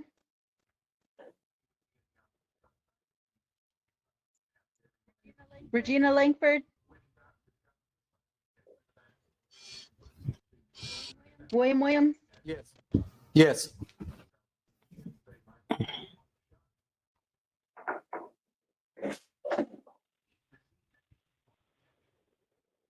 okay. I have a count of 14 yes, 0 no, and 2 abstentions. With a count of 14 yes, 0 no, and 2 abstentions, I declare TR 2021-23 to have passed. TR 2021-24, Representative Yeslet. Travel Resolution 2021-24, a resolution of the General Council of the Seminole Nation of Oklahoma authorizing Housing Authority of the Seminole Nation of Oklahoma to prepare and submit an additional Indian Community Development Block Grant American Rescue Plan ICDB-G ARP application on behalf on the Seminole Nation of Oklahoma. I make that motion and I ask for a second. Second. There's a motion and second on TR 2021-24. Any discussion at this time? Chair. No. Is the attorney still with us? What her name? Yes, she is. Is this Representative Sampson? Yes. Representative Sampson, you have the floor. Okay. Can I speak with the attorney again, Whitney? Now, with this tier grant, this is only for the what they call tribal members, right? Well, it's our proposed budget is not, it'll go for some rehabs on rentals and new construction and rehabs of the offices. And so it goes for a lot of things. Freedmen aren't excluded from housing participation. They're just really, they're far down on the list in terms of priority preferences. Now, there are some things that we've recently, which doesn't involve this, but recently we've gotten other funding that freedmen can apply for. So, but this particular funding, again, it basically rehabs existing units. It will allow us to build some more units. Those will probably fall under existing policies. We're going to build some tiny homes. So freedmen are eligible for tiny homes. So. Okay, but in 2017, I thought housing told us to move us up the corporate ladder because we were counted in this with the nation. In 2017, this issue came up, and we invited a representative from HUD to the Housing Authority office and invited council and the executive office to come. And at that time, forgive me, I can't remember the man's name from HUD, said he believed that freedmen were included in the numbers and should be moved at the same level as the Seminole Nation tribal members. We then asked for that to be placed in writing because there was great dissension among the nation and the council representatives whether that was accurate. We never got it in writing, and that man has since retired. We have renewed our request after his retirement and with the new administration and have not received a response. You're probably aware that there's movement that potentially would change the federal policy to include freedmen, but right now it doesn't. So Housing Authority is kind of taking the position, and until we get something concrete, that we can't make that stance because ultimately it may interfere with the nation's decision on what constitutes tribal membership.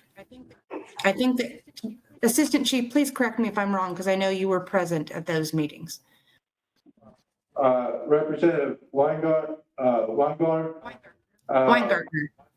Weingartner. It's spelled differently on this agenda. But you said the new administration, just for clarification purposes, what did you mean by new administration? I'm sorry. Yes, the new presidential administration of the United States, not the administration of the Seminole Nation. I just wanted you to clarify that. Yes, I apologize. The gentleman's name was long-term HUD officer, Mr. Wayne Sims. He was the one that was at the meeting. Yes, that's correct. Okay.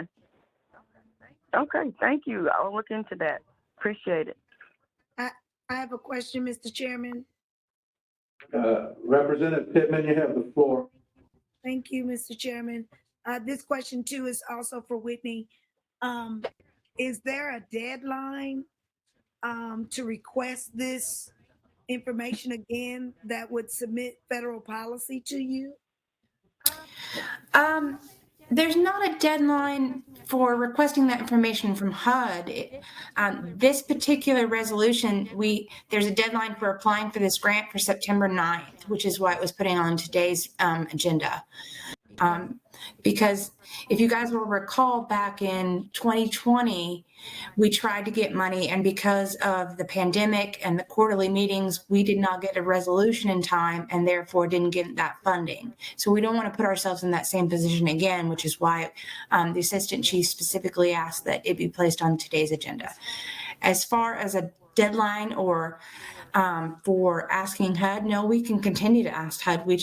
They just haven't responded. So, like I said, there is movement with the United States Congress. They're considering and talking about that because they're reconsidering the NAHASDA Act. And so we're kind of waiting to see if anything progresses on that or not. Follow up, Mr. Chair? Yes, Ms. Pittman, Representative Pittman, you have the floor still. Thank you, Mr. Chairman. So is there a way to, when we apply for the grant, is there a way to submit the request for information again with the grant so that it's Yeah, may I submitted at the speak? same time and could be reviewed and considered? Yeah, I don't know. yeah. This is Because I Becky think Stone. the I'm grant the goes to a executive different director person, of and I see housing. Rebecca lighting up. And So hi, she might be Stacy. able to answer this better. But I was about to say, I think that the grant And application will go to a yes, different the person, grant and we would goes have to a to send different our place than the correspondence request to goes. But I did make a regarding request the to Friedman HUD. issue. I don't know the exact Rebecca, is date, that but maybe right? about 2 weeks ago to ask this Yes. exact Oh, same sorry, I don't have question permission. because we have been asking these Introduce questions for yourself. the last 3 years. Becky, introduce yourself. And whenever Wayne Sims retired, it had gone to their attorneys. We didn't get a response. Now there's a new administrator and again have made that request and no response. And so I made a general inquiry, like I said, last week or week before to my grants administration person and she's investigating it. So I still don't have any sort of response. But like the assistant chief and I think Whitney mentioned earlier, we do have some funding that is for emergency rental assistance, and we have some funding that is for homeowner assistance, and that is available to everyone, tribal members, all members, nationwide. And so those are programs that aren't just within the boundaries of the Seminole County or the Seminole Nation Reservation, but nationwide we're able to serve. So if you all know anyone who needs assistance with rent or utilities or mortgage, utilities, rehab, if they own their home, you can go to our website. The applications are actually automated on our website now, and it's under the programs tab, and you can fill it out online. Within the boundaries of the Seminole County or the Seminole Nation Reservation, but nationwide we're able to serve. So if you all know anyone who needs assistance with rent or utility or mortgage, utilities, rehab, if they own their home, you can go to our website. The applications are actually automated on our website now. It's under the programs tab, and you can fill it out online. Thank you. And I don't want to take up any additional time. I will talk with you separately just to get the information in writing so that I'm doing my due diligence as a council member to take it back to the band and let them decide how they want to disseminate it to the members. So thank you so very much to the both of you. Thank you, Mr. Chairman. I want to make a clarification on something so there will not be no misunderstanding.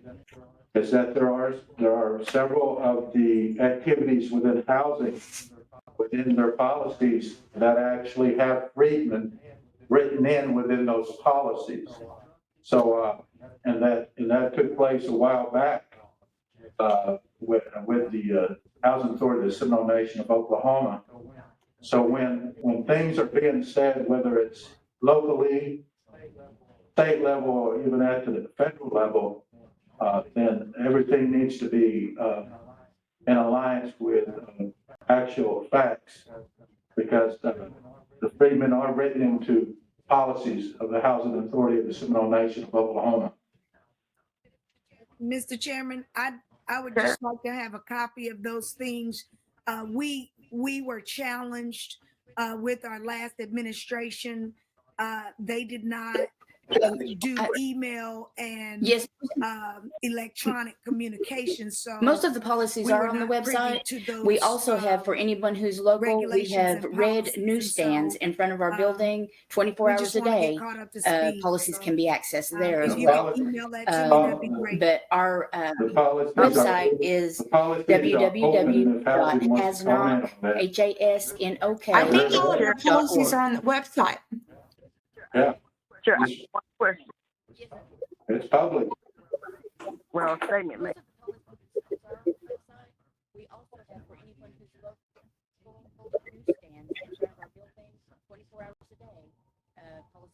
access there as well.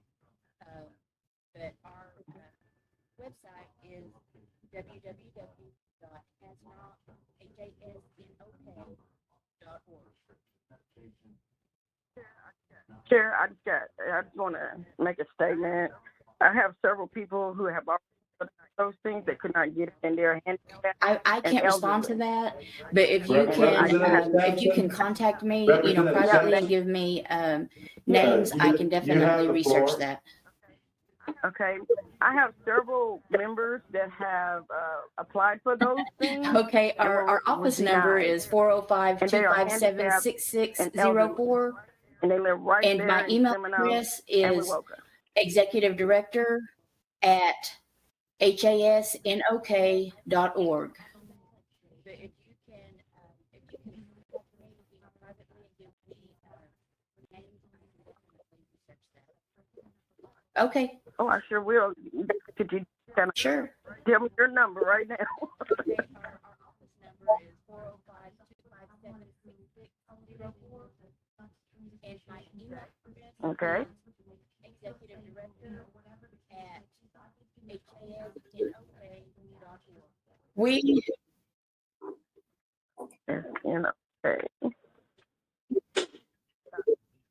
.org. Okay.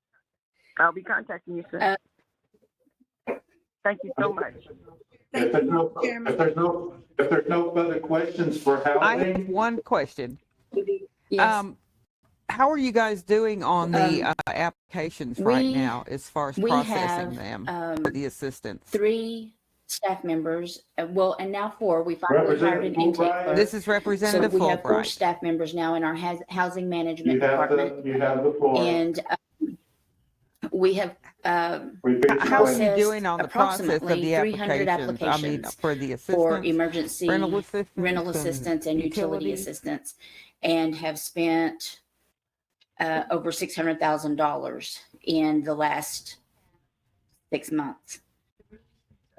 And so the process is working pretty smoothly. I'm hoping that we get more people applying since it's now online. So it's a little bit easier. You don't have to print an application and complete it. You can fill it out online and submit it. The process, we say, will take 30 days because the staff confirms eligibility, the income requirements, all that. And then they contact landlords. There's landlord documents that have to be notarized that we get. And it just takes a little bit of time, but we have a full staff in housing management now. We have a full staff in the finance department now. And within 30 days, we have been able to get applications approved, processed, and checks out. And then they contact landlords. There's landlord documents that Yes. No, the housing authority doors are still locked, but if there are people that come, we have a doorbell on front now where we can talk to them from inside. And the staff is here, even though the doors are not open, the staff is here.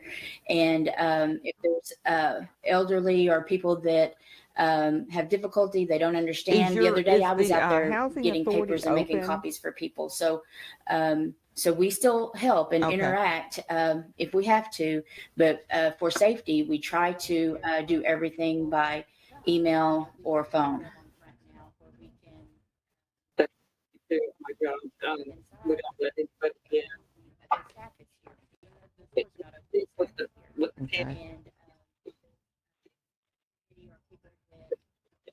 Yes.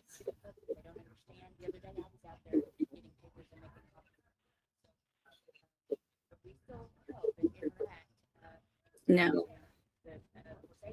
Everyone is coming in. Everyone is required to take a temperature when they get here. That's and what I wear do too masks. at my job. And we're We even don't social let distancing anybody in in. offices. Office doors are closed. And I think and with the on pandemic, intercom it's getting so and worse, try it seems not like, to that we've had to have take extra in-person precautions. contact and change things any more around than some we more. have to. So that's why I'm asking if you were open or if you have any plans on, are they working from home or the employees, or are they just coming in? Thank you. Everyone is required to take a temperature, get here and wear masks, and we're even social distancing in offices. Office doors are closed. Yeah. And we talk on the intercom. And Yep. try not to have in-person contact. That's good. I'm glad to hear that. I hope that the complex follows a little bit.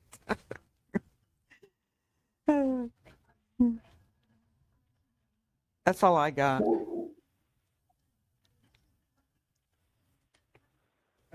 Okay, if no further questions, we're back to TR 2021-24. No other questions, then Secretary call the roll.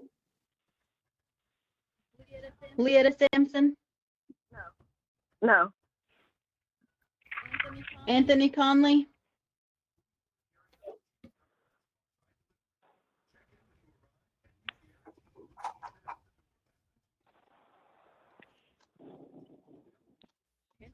Anthony Conley,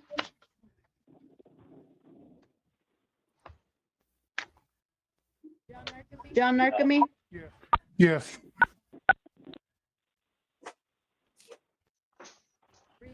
Rena Tiger, Yes. Anastasia Pittman, No. Terry Edwards, No. Raimundo Gomez,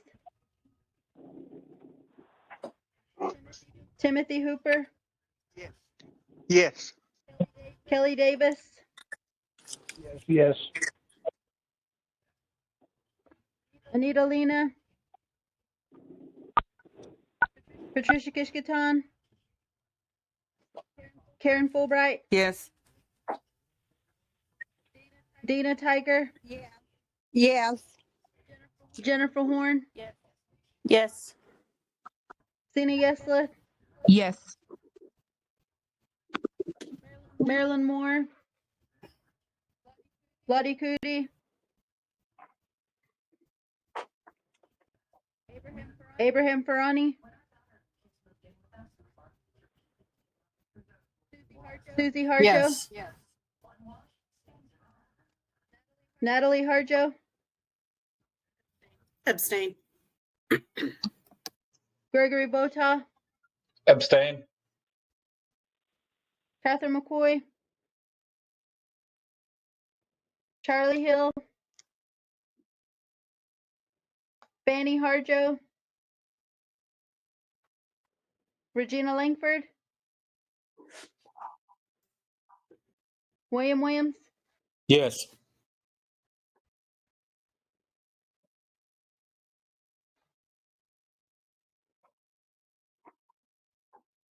okay.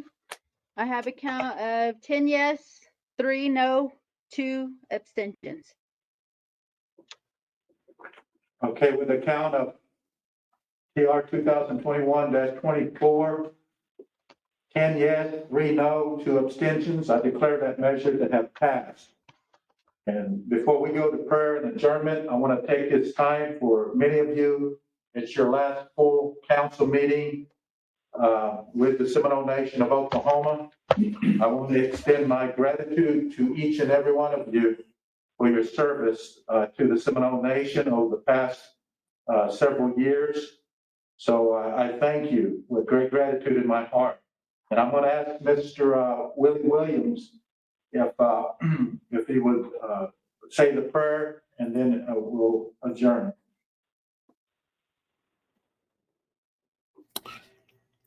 Dear Heavenly Father, we thank you and we praise you for this night and this opportunity, Father. Lord, we ask that you keep your mighty hand upon us, watch over us, lead us and guide us. Help us, Father God, as we move forward. Be with your people, keep your hand upon us, watch over us. We ask it in Jesus' name. Amen. Amen. Any objections for adjournment? All right. We consider ourselves adjourned. Good night, everybody. Stay safe. Thank you, Mr. Chairman.